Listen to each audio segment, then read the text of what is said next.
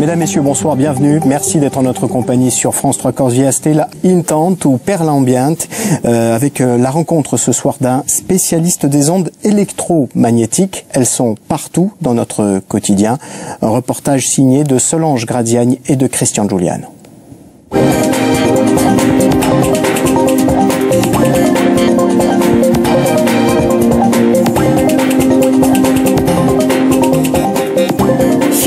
Mène une chasse particulière. Il dompte les électrons, diminue les voltages et lutte contre les flux énergétiques.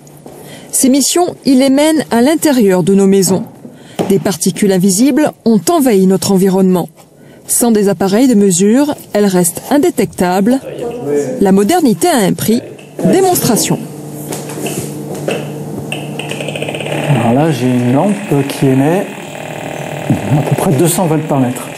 Tous les appareils sous tension diffusent des électrons dans nos pièces, mais il y a des anomalies, certains émettent plus d'énergie. Une télé qui est sans doute branchée à la Terre, qui va émettre 150 volts par mètre.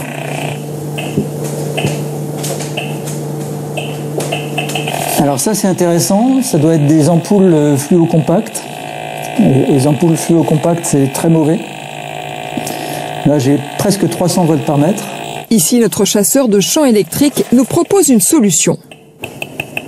Voilà, je suis plus qu'à 28, alors qu'avant j'étais à 280. L'écart en voltage est considérable. Il a fallu simplement relier cette lampe à la terre pour que tout rentre dans l'ordre. C'est un paratonnerre pour ce lampadaire. La source, elle est au centre et on va aspirer les électrons et les amener à la terre par ce câble-là. Même dans nos chambres, le champ électrique ne connaît pas le repos. L'exemple le plus courant est ce type de radio-réveil, très souvent placé à la tête d'un lit. Celui-ci appartient à un enfant. Notre chasseur de particules élémentaires nous déconseille de l'utiliser. Si Philippe nous alerte sur les ondes électromagnétiques, c'est qu'il est convaincu que celles-ci ont un impact négatif sur la santé. Son jugement est intervenu après avoir travaillé 20 ans dans le domaine de la télécommunication aérospatiale. Dans le labo dans lequel je travaillais, on était plusieurs papas à n'avoir que des filles. Ça m'a jamais vraiment interloqué jusqu'au jour où j'ai lu une étude qui montrait que les spermatozoïdes qui sont soumis à des ondes électromagnétiques produisaient plus de filles en fait. Les radiateurs, les lampes mal raccordées, même en étant éteintes, peuvent diffuser un excès d'électrons. En cas de doute, il faut débrancher les appareils. Ici. Quant au portable, notre outil préféré, il mérite un chapitre spécifique. Ce dernier émet des ondes électromagnétiques et il y a un problème. Presque tout le monde le colle à son oreille en cas de communication. À ma fille, je lui dis toujours que ce serait bien de ne pas faire à l'oreille, quoi. Mais je pense ça, mais je le fais pas après, quoi. Eh ben, alors qu'est-ce qu'il faudrait faire pour prendre conscience? Une image choc, je sais pas, ou simplement des oreillettes plus faciles à porter qu'on tire du téléphone et qu'on met, ou je sais pas. Plus pratique, ouais. Parce que les oreillettes, acheter des trucs plus pratiques. Les oreillettes sans fil, c'est pas bon non plus. Ah bon? Ah bah oui, il y a des ondes aussi. Voilà, donc on est foutu. Mais non, avec fil, c'est très bien. Moi, je communique beaucoup par SMS, au moins. Avec un appareil de mesure, on peut voir facilement la variation des ondes émises par les portables. C'est des valeurs importantes lorsque j'approche de l'appareil de mesure?